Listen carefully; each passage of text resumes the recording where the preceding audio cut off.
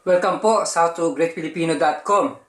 Ngayon po ang lulutuin natin ay ang alimasag, miswa at patola. Napakadali lang po nito. So ito po ang ating mga gagamitin. Meron po ako rito ng alimasag, boiled, luto na po siya. Leftover ko po to. Ngayon, kinat ko lang siya sa gitna. Yan tayo rito patola, miswa, paminta, sibuyas, kamatis, patis, spring onion, yan tayo itong luya, bawang, at asin. Gagamit din po tayo ng tubig at mantika. Tara na po magluto. So, umpisahan na po natin pagluluto ng alimasag, miswa at patola. Sa cooking pot ko, medyo malaki po yung aking gagamitin na cooking pot ngayon. So, meron na po siya mantika. First step, ating bawang. Sunod na rin natin yung ating luya. Ayan lang po natin. Sunod na po natin yung ating sibuyas. Again, stir.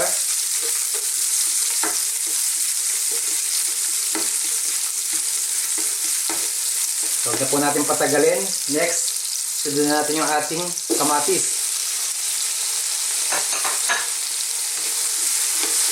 Kaya sinabi ko, ang pagluluto natin ito ay isang improvise lang, leftover ko kagabi na alimasag. So, haluan ko lang siya ng miswa at patola. So, ngayon, hintayin lang natin mag-produce ng sauce again yung ating kamatis.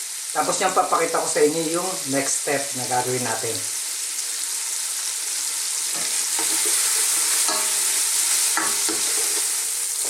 Okay po, at this point, tapos na tayong mag-isa.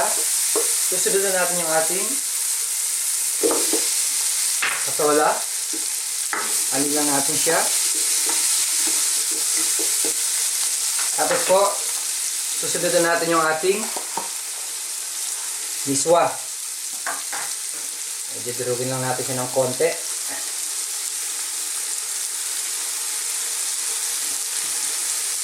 Yan po, haluin natin.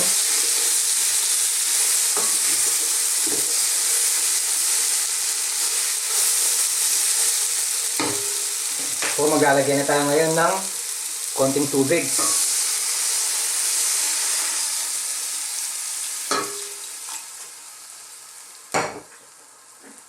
Mag-add tayo ng fish sauce. Ang ating paminta. Ang asin. Haluin lang natin siya.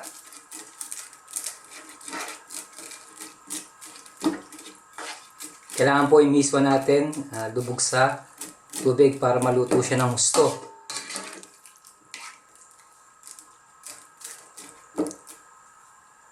Ngayon, ilalagay na po natin yung ating cook alimasag.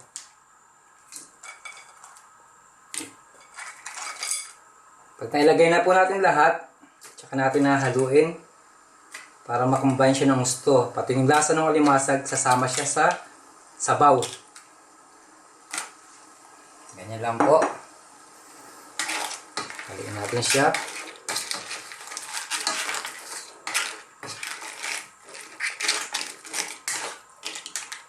Ngayon po maglalagay na tayo ng spring onion.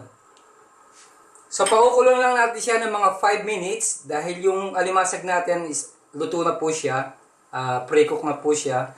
At pag naluto na yung ating miswa, pwede na po siyang i-serve. Ngayon po, takpan na natin. Ito na po ang ating kinalabasan ng pagluluto ng alimasag, miswa at patola. Muli, marami pong salamat sa panonood ng howtogreatfilipino.com. Mabuhay!